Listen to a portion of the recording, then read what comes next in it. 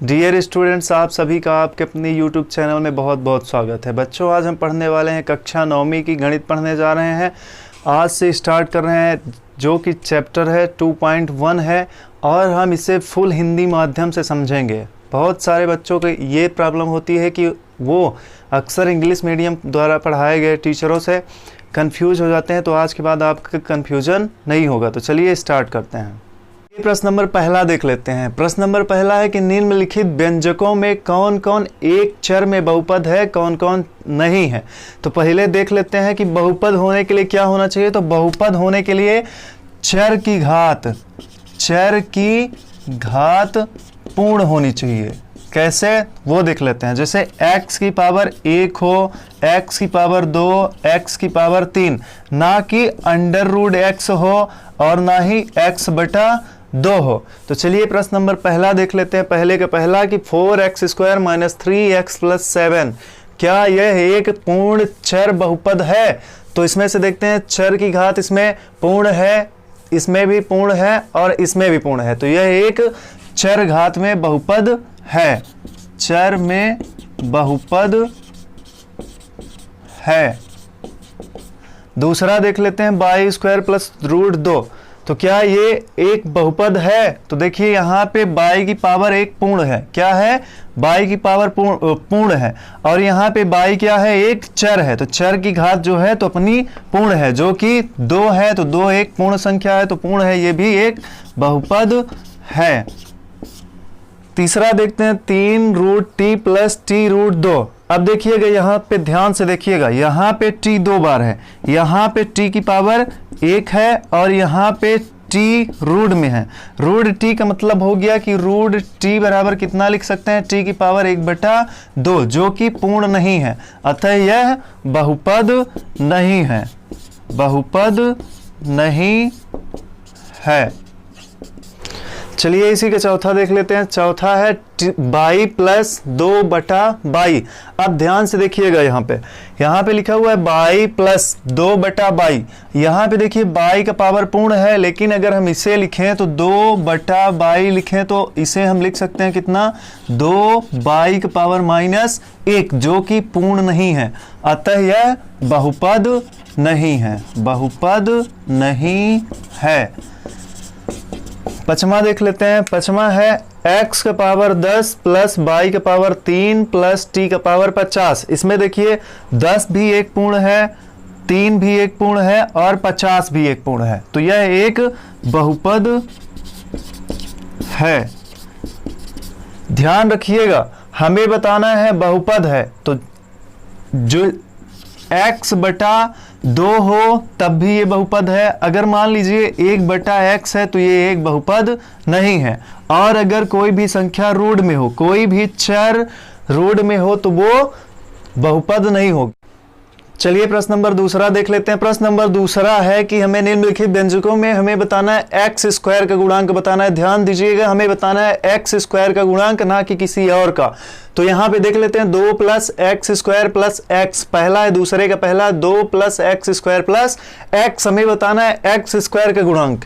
हमें इसका गुणांक नहीं बताना है और ना ही इसका बताना है, हमें केवल और केवल x² का बताना है। तो ध्यान दीजिएगा, हम x² को लिख सकते हैं x² गुणा का 1। तो बताइए यहाँ पे x² का गुणांक कितना, तो x² का गुणांक 1 होगा। तो x² का गुणांक बराबर 1।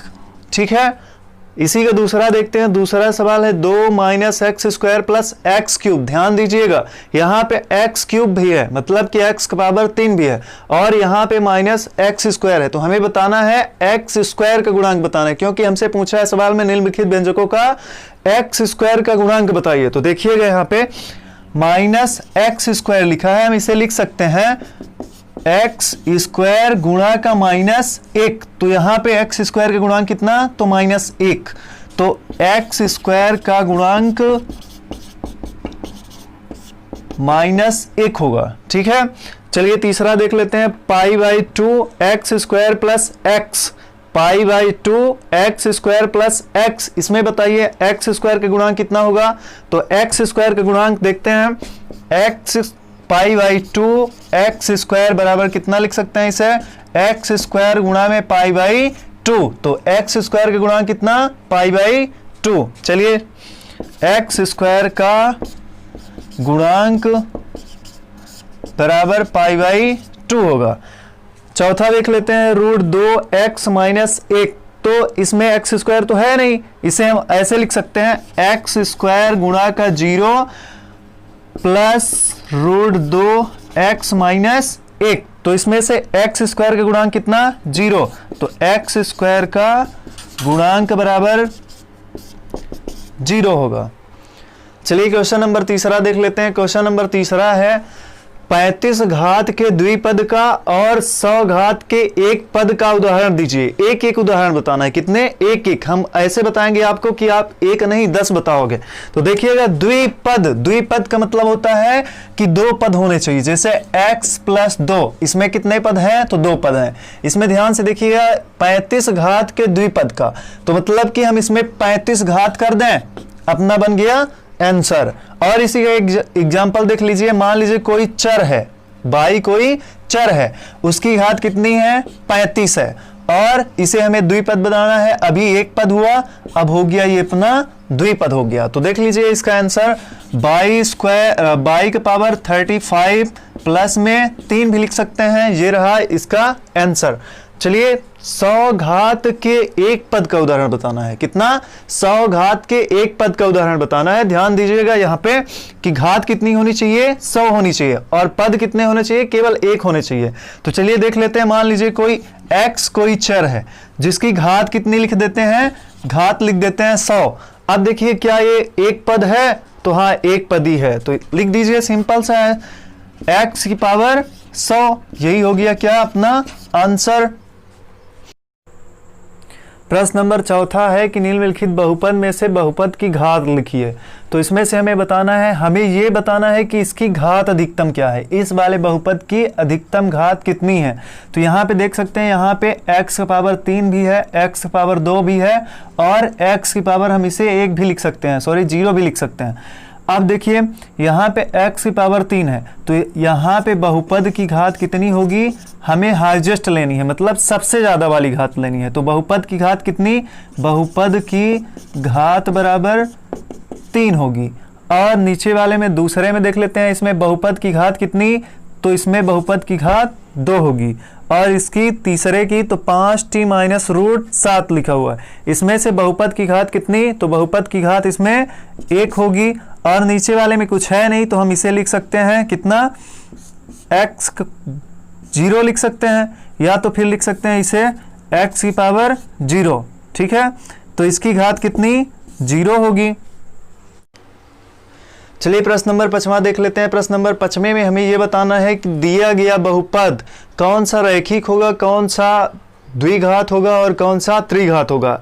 आपको बता दूं कि रैखिक बहुपद को ही क्या बोलते हैं, रैखिक बहुपद को बोलते हैं एक घात बहुपद। क्या, एक घात बहुपद। ध्यान दीजिएगा, रैखिक बहुपद को ही बोलते हैं एक घात बहुपद।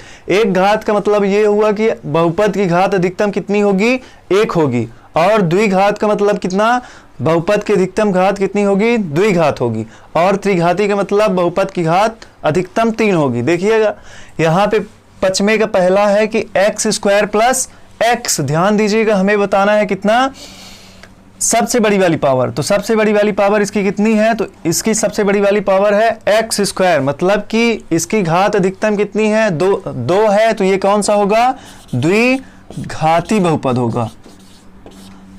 इसी का दूसरा देख लेते हैं। तो दूसरे में दिया है x माइनस एक्स का पावर 3। ध्यान दीजिएगा, पावर हमें सबसे बड़ी वाली बतानी है, तो इसकी पावर अधिकतम कितनी है, 3 है। तो इसमें से कौन सा बहुपद होगा, त्रिघाती बहुपद।